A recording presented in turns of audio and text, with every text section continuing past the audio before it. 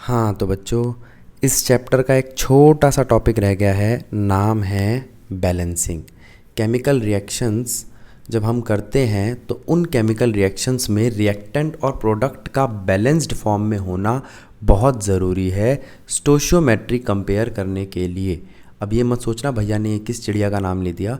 Stoichiometry का मतलब होता है mass volume, mass volume volume, या मास और वॉल्यूम की रेशियो को मेज़र करना। इन शॉर्ट आप कह सकते हो, जब हम बात करें मास की और वॉल्यूम की और इनकी मेज़रमेंट की, तो हम जिस साइंस से डील करते हैं वो है स्टोशियोमेट्री।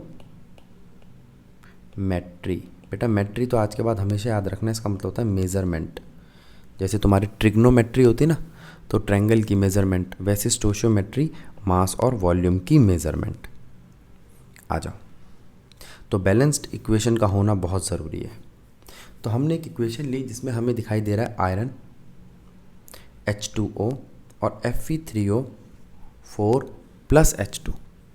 ठीक है, तो हम क्या कह रहे हैं कि भैया इसमें आयरन क्या है, H2O क्या है, ठीक है, ये सब चीज़ें क्या हैं और ये कैसे काम करती हैं। तो हमने कहा भैया एक काम करो, इस चीज़ को समझने के लिए इनको एक टेबुलर फॉर्म में लिख लो। लो बना ली tabular form. Number of elements कौन कौन से हैं, आयरन, हाइड्रोजन और ऑक्सीजन। आयरन, हाइड्रोजन और ऑक्सीजन। आपके रिएक्टेंट्स में आयरन कितने हैं, 1, और प्रोडक्ट में आयरन कितने हैं, 3। सबसे पहले तो इसे 3 से मल्टीप्लाई कर दो। ठीक है, हाइड्रोजन कितने हैं, 2, ये रहे 2। यहाँ हाइड्रोजन कितने हैं, 2, अभी तक तो कोई दिक्कत नहीं है। लेकिन ऑक्सीजन यहाँ है 1, यहाँ है 4। अब इसको 4 से मल्टीप्लाई करना पड़ेगा। हाँ, अगर इसको 4 से मल्टीप्लाई करते तो इसको भी 4 से मल्टीप्लाई करना पड़ेगा, तब जाके ये रिएक्शन बैलेंस होगी। ठीक है, तो अभी हमने क्या किया, सबसे पहले हमने मल्टीप्लाई किया आयरन को 3 से, 3 से मल्टीप्लाई करते ये इक्वल हो गया। फिर हमने इसको 4 से मल्टीप्लाई किया जिससे ऑक्सीजन बैलेंस हो जाए। अब इसके साथ साथ ये भी 4 से मल्टीप्लाई हो जाता है क्योंकि दोनों साथ साथ हैं H2O। अब अगर इसको 4 से मल्टीप्लाई किया तो इसको भी 4 से मल्टीप्लाई करना पड़ेगा, इसलिए यहाँ भी 4 लिख दिया। इस पूरी रिएक्शन को धीरे धीरे करके यहाँ पे मैंने समझा रखा है, आप चाहो तो इसकी स्क्रीनशॉट ले सकते हो या 2 मिनट वीडियो रोक के इसको समझो। चलो, अब NCERT के 2 क्वेश्चन उठाए हैं। ऐसा हो सकता है कि आपको उनका नाम दिया जाए, उनका फॉर्मूला ना दिया जाए, तो आप उनके नाम से क्या पता लगाएंगे। पोटेशियम K, मैं जानता हूँ इसका चार्ज +1 होता है, और मैंने कहा भी था इनके चार्ज याद कर लेना। ब्रोमीन, इसका चार्ज -1 होता है। ठीक है, अब इसके साथ बेरियम जिसका चार्ज +2 होता है, और आयोडीन जिसका चार्ज -1 होता है। ठीक है, अब इसी तरीके से आगे बना पोटेशियम, आयोडीन और बेरियम ब्रोमाइड। ठीक है, अगर कोई बच्चा ध्यान दे रहा होगा तो दिख गया होगा ये कौन सी रिएक्शन है, डबल डिस्प्लेसमेंट है। अब मैं क्या करूँगा, इनके जो चार्जेस हैं ना उन्हें देखते हुए इनके यहाँ पे नंबर लिख दूँगा, जैसे K1 Br1, ये 2 हैं तो 2 इधर लिख दूँगा, 1 इधर लिख दूँगा, 1 Br और 2 आयोडीन। ऐसा 9th क्लास में आपने किया हुआ है। तो ये बन चुकी है reaction KBr BaI2 gives you Ki plus BaBr2। फिर बैलेंस करो, पोटाशियम बैलेंस है, ब्रोमीन नहीं है बैलेंस, 2 से मल्टीप्लाई कर दो, तो 2 से तो यहाँ से ही मल्टीप्लाई करना पड़ेगा क्योंकि पोटाशियम बैलेंस करने हैं।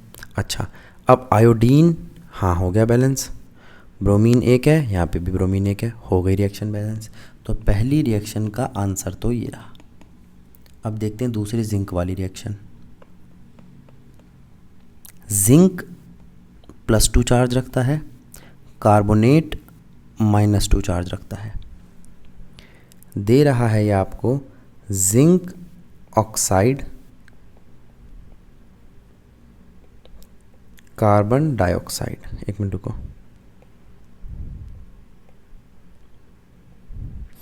ठीक है। अब दिखाई दे रहा है +2 यहाँ पे +2 -2 इक्वल है, तो मैं हटा रहा हूँ इनको, ये तो पहले से ही बैलेंस्ड है, ठीक है। तो अब मैं क्या करता हूँ, देखता हूँ कि क्या यहाँ पे चीज़ें बैलेंस है। जिंक एक है, कार्बन एक है, 3 ऑक्सीजन लो, हो गई बैलेंस रिएक्शन, ठीक है। आगे चलते हैं, इस रिएक्शन को देखो, HNO3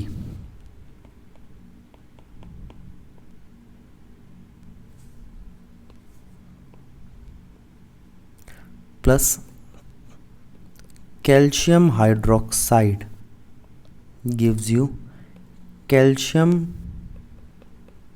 नाइट्रेट प्लस H2O। एक कैल्शियम यहाँ है, एक कैल्शियम यहाँ है, ये NO3 को एक मान लो, ये लो ये रहा, लेकिन यहाँ तो NO3 दो है, 2 से मल्टीप्लाई कर दो, H 2 है, ये हो गए 2 O। अब ऑक्सीजन के लिए हमने यहाँ पर ध्यान नहीं दिया कि यहाँ पर OH आयन है। एक चीज़ बताऊँ, OH आयन और ये वाले H आयन मिलकर एक H2O देते हैं, तो 2 OH आयन है, 2 H आयन है, तो 2 H2O बनेंगे, हो गई बैलेंस इक्वेशन। तो पहली इक्वेशन का आंसर आ गया। दूसरी इक्वेशन देखते हैं, NaOH प्लस H2SO4 देता है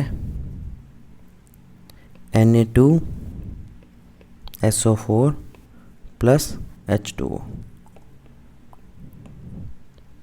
सोडियम देखना, एक यहाँ 2 से मल्टीप्लाई करो, SO4 एक, ठीक है। मैंने बताया था OH और H मिलके पानी बनाते हैं, 2 OH है और 2 ही H है, तो 2 H2O कर दो, हो गई बैलेंस। NCERT की ही रिएक्शंस हैं ये, एक्सरसाइज की। ये वाली रिएक्शन देखो, ये बैलेंस ही लग रही है, एक Na, एक Na, एक Cl, एक Cl, एक Ag, एक NO3, ये तो बैलेंस ही हो गई। ये लो, ऐसा भी हो सकता है रिएक्शन पहले से बैलेंस्ड हो, ठीक है। Ba बैलेंस्ड है, SO4 बैलेंस्ड है, 2 Cl है और 2 H है, तो बस यहाँ 2 ही तो लगाना है, हो गई रिएक्शन बैलेंस। बैलेंसिंग बहुत आसान टॉपिक है, बार बार बोल रहा हूँ, इससे परेशान मत होना, ठीक है। ऐसी आए तो उसे कन्वर्ट करना सीख लो, नहीं तो दिक्कत आएगी। कैल्शियम को हम Ca से दिखाते हैं, हाइड्रोक्साइड को OH आयन से दिखाते हैं, इस पे +2 चार्ज था, इस पे -1, इसलिए ये होल ट्वाइस हुआ है। कार्बन डाइऑक्साइड आप जानते हो, कैल्शियम Ca से दिखाते हैं, कार्बोनेट CO3 2- से दिखाते हैं, फिर +2 का चार्ज, तो ये बैलेंस है, लिखने की ज़रूरत नहीं है आगे, इसको भी हटा ही देता हूँ ब्रैकेट को। कैल्शियम का कार्बोनेट हो गया CaCO3, वाटर H2O, ठीक है।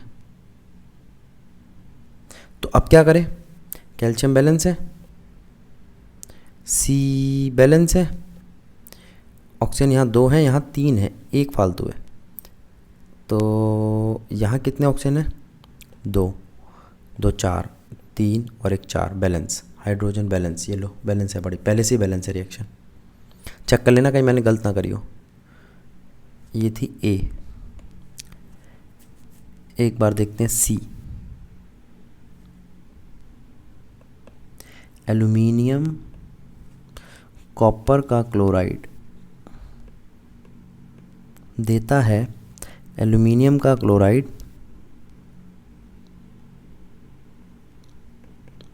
Plus copper. अब ज़रा ध्यान दो, यहाँ पर क्लोरीन 3 है, यहाँ 2 है, अब क्या करें। तो एक तो हम ये कर सकते हैं कि यहाँ पे 3 लगा दें, यहाँ 2, हो गई बैलेंसिंग। अब 6 क्लोरीन यहाँ पे है, 6 क्लोरीन यहाँ पे है, अब एल्यूमिनियम 2 हो गए, यहाँ 2 से मल्टीप्लाई कर दो, यहाँ कॉपर 3 हो गए, यहाँ से 3 से मल्टीप्लाई कर दो, हो गई रिएक्शन कंप्लीट। एक चीज़ ध्यान रखना, कॉपर 2 तरीके के होते हैं, क्यूप्रस और क्यूप्रिक। ऐसे ही आयरन भी 2 तरीके के होते हैं, फेरस और फेरिक। कुछ आयन्स याद करने के लिए ध्यान दो। Anion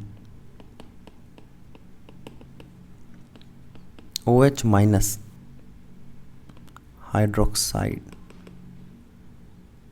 Cl minus iodine minus bromine minus fluorine minus, ये सारे एक ही भाई हैं, चारों एक ही भाई हैं। क्लोराइड 17th ग्रुप में है ये, आयोडाइड, ब्रोमाइड, फ्लोराइड। ठीक है, इसके बाद बारी आती है आपकी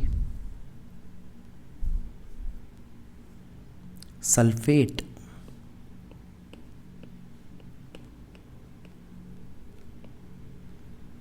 कार्बोनेट,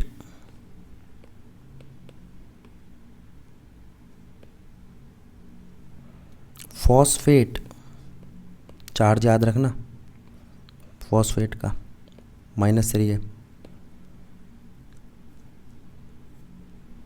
और कौन बचे बेटा? और कुछ एनायन भी हैं, देखते रहना।